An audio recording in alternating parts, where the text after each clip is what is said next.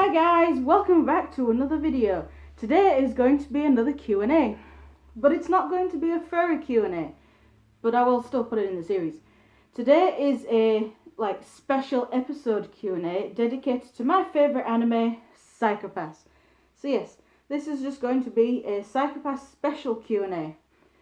These questions, I asked for them for, around quite a few different social medias. I asked on Facebook, Twitter, Instagram, and the Psycho-Pass Amino. Pretty much all of those were duds except Facebook, because I have a Psycho-Pass page and I'm a member of the Psycho-Pass group on Facebook. So all these questions have come from Facebook, mainly from the group. I have the questions set up on my iPad, as well as some notes on my answers. So unfortunately, I am going to have to break the magic, and one of my hand paws is going to have to come off just so I can operate my iPad.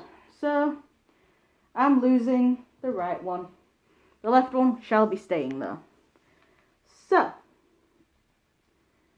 when crediting the people for these questions, I'm just going to use the first name, like the first part of the name that was on Facebook, just so it, you can't really go after the people. So anyway, the first question was from Satora, or Satora, however you pronounce it. And it was, when will the 4th season happen? My answer is, I have no idea. We've literally just had the Sinners of the System movie trilogy, season 3, and the first Inspector movie to round off season 3. So, to me, at least, the creators have earned themselves a break. I'm happy waiting to hear some news about the next installment, whether it be a 4th season or another movie. But, personally, my prediction is the next thing that we get will be another movie. But this movie will be a flashback to show you what happened to Akane to get her locked up, and how Homura and Akane, got to know each other and how they got involved with each other, because by the end of First Inspector, it's kind of obvious that Homura at least knows Akane from somewhere. I'm also kind of curious to know where Akane got the Killer Inspector label from, that Tenma uses a couple of times. So yes, my answer to the question is, I ain't got a clue. Right, next question is from Luna, saying, I once read a comment that Hinakawa had killed someone. So my question is it true? Well, it is true. Hinakawa did kill someone to end up becoming an enforcer. Before he became an enforcer, he was a drug dealer. As we know, he's addicted to drugs and he's got quite serious depression, so he's basically reliant on these drugs to get him by. But he used to make concoctions of drugs that worked quite well for him. So, with good intentions in mind, he gave one of these concoctions of drugs to someone else, to a client or a friend. I don't know. He gave one of these drug concoctions to someone else. And that someone else ended up dying from the drugs. So, it was all good intentions, it was completely accidental, but yes, Hinakawa did end up killing someone, and that is why he became an enforcer. This information has come from an interview I read with the creators of season 2, and they basically discussed Hinakawa's background and a bit of Togane's background sort of thing. So yes, while it's not actually mentioned in the anime, that interview is pretty much proof of what happened. Right, next question. What is your favourite bit of merch that you own? And that is from Ruth, and I believe that was on my Psycho-Pass page. Most of these are from the group. Go away. Well, my favourite bit of merch is the Cerevo Dominator. And There we go. Well, it wasn't working then because the fur was in the way. So yes, this is the Cerebro Dominator, the most expensive bit of Psychopath merchandise out there. This is the one that transforms, and once it is fully boosted up, I will show that off. But yeah, I feel very lucky to have this in my collection, and it is awesome. Yeah.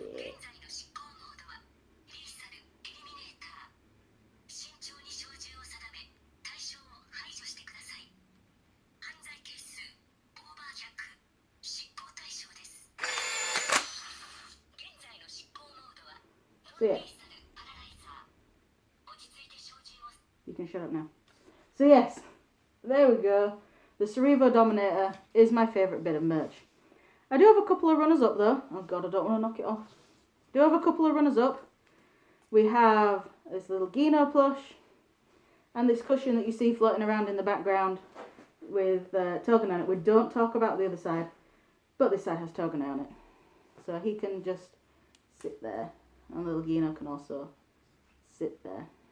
So yes, there we go. The Cerebro Dominator is my favourite bit of merch. Next question. This is from Ingrid. I think that's how you say the name. It's how it's spelled. Why is the show special to you, and what do you think the main message of the series is? This one, I'll admit, this one took me a while to think of the answer. But the first part was easy to answer. The why is the series special to me? Well, it's special to me because this anime, Psychopaths, is the anime that got me into anime in the first place.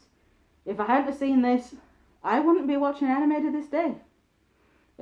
So I basically owe my whole anime career to Psychopaths. It's also the first anime where I became quite strongly attached to characters. And yeah, that's about it. As for what do I think the main message of the series is, I'm just going to go with my initial response back when it was just season 1. And I always thought it got you questioning what it meant to be human. Because if you have seen the series, people basically have zero free will. Everything is decided, their job, their partner, so basically their married life. It's all decided by the civil system. Even the type of music and films and books that are available are controlled by the civil system. So yeah, it's taken away your free will, it's taken away humanity, and then lo and behold, this Makishima comes along who can't be read by the system and basically has the free will to do whatever he wants because he can't be found by the scanners. And yeah, so it gets you questioning it. What did I put in my notes? Which to me, I originally kind of questioned what it meant to be human. We've seen that the people aren't free to do what they want when they want. They rely on a flawed system to provide them with a supposedly perfect way of living by having to choose their jobs, partners, etc. People have little to no free will anymore, and they just do as the system tells them. The criminally asymptomatic people like Makishima and Arata, etc., I forgot about Arata, who cannot be read and therefore retain some of their free will, are wiped out by having them join the system, leaving only the civil sheep behind. Yes, the asymptomatic people, as we've seen in season 1, when someone who's asymptomatic comes along, Civil basically hunts them down and wants them to join the system, become one of the brains in jars. So yes, if you have free will, you gotta join the system, so you're going to die. What time are we on? 9 minutes. That is fine. The next question is, which character would I not want to meet and why? That is from Cristaldi. Which character would I not want to meet? Well, as much as I personally love the guy, Togane, I would not want to meet him especially at night. During the day, it might be a little bit safer, but during the night, oh no, keep him away from me. But yeah, I love him, but he is a sadistic psychopath murderer. So if I was to meet him at night, he would probably drag me down a dark alley and kill me. So, bye Kogami. Or he might even manipulate me in some way and get me to get some information for him. And then kill me when he's done with me. As for like the more recent characters, so from like Sinners and Case 3 and stuff like that, probably Tori from Season 3. He's the crazy religious guy that was just like, ho, we can clear your hue. Yeah, he was giving off lots and lots of creepy vibes. I would not want to meet him. So yeah. A question from Ram. The next one is, who is your favourite character? Gina. Gina has always been my favourite character. And always will be my favourite character. I have very strong feelings for him, almost as if he was a real person. I know. Shut up. But yeah, it's Gino. That's all I can really say. Togane is a very close second though. Maybe even joint first, but no. Gino's number 1. Togane is number 2. So yeah. Next question from Ingrid again. How would you prefer the show to develop plot-wise, and what topics/characters would you be wanting to be explored? I think an interesting thing that we could possibly see in the future would be, let me think, how they deal with immigrants. Because we've seen with Kay and his wife, we've seen that immigrants can come into the country, they can successfully settle down and get jobs. But it'd be interesting to see what happens with those who Sybil deems unworthy to move into the country. Those who are cast aside by Sybil, but they don't want to go back to the country they came from. So that would be kind of interesting. As for the characters, just give me more Gino. Just give me a lot more Gino. Show me what he does in his spare time outside of kicking people's asses. You know? Just show me some back behind the scenes stuff at SAD, please. Please. But in all seriousness, I do want to know what happened to Akane, like what happened with her to get locked up. Maybe a little bit more about Arata as well, because he was quite an interesting character in season 3 and the first Inspector film or miniseries.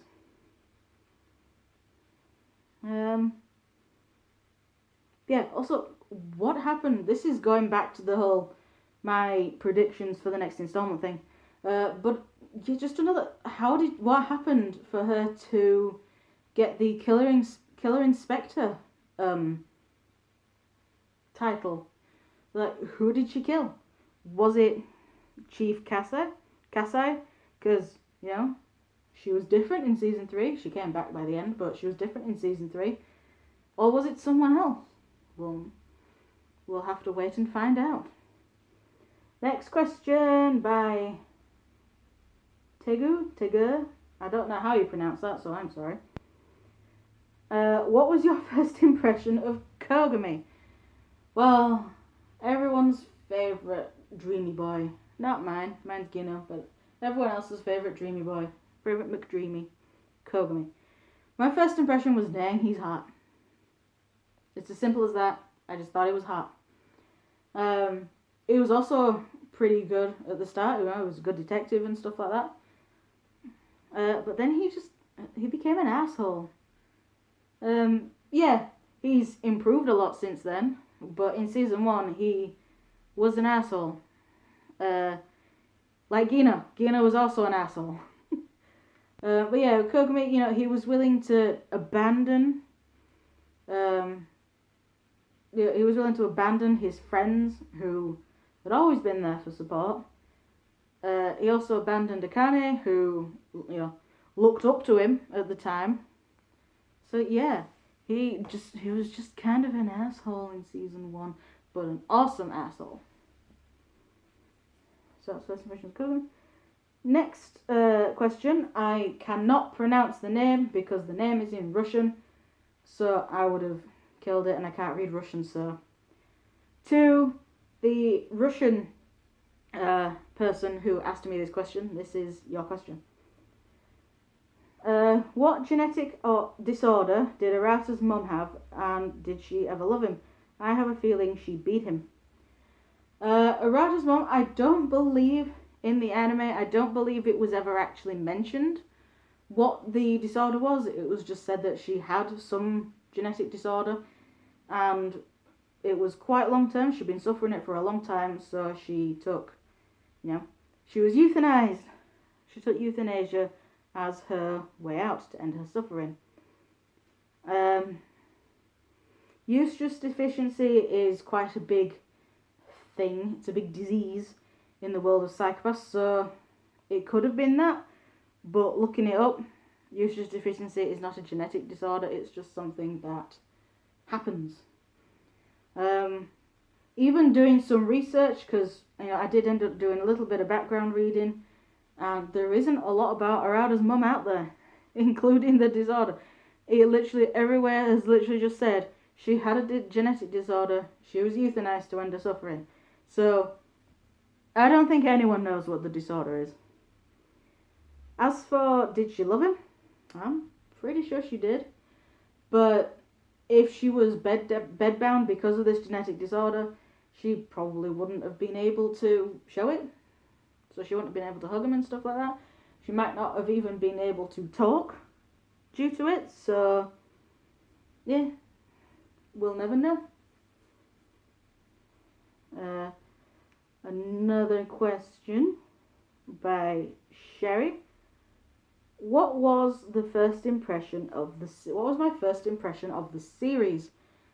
Well, I thought it was awesome. I actually started watching the series, so this is going back to season 1. I actually started watching it halfway through because I joined the Anime Society halfway through.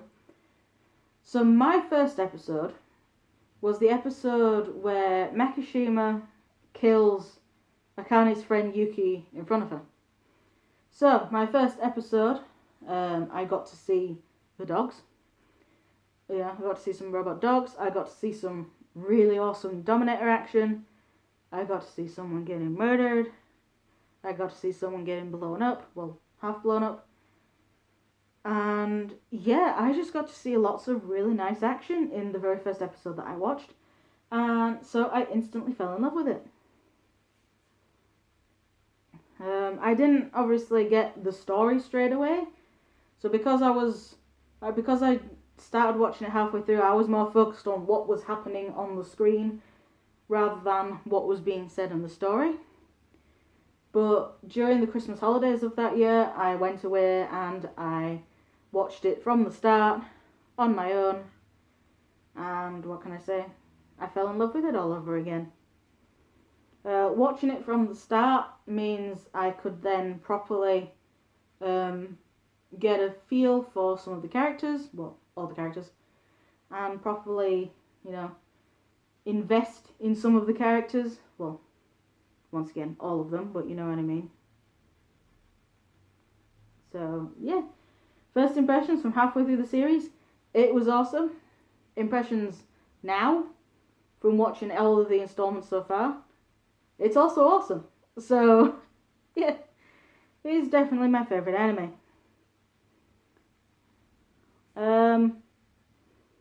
The final question was from Ali.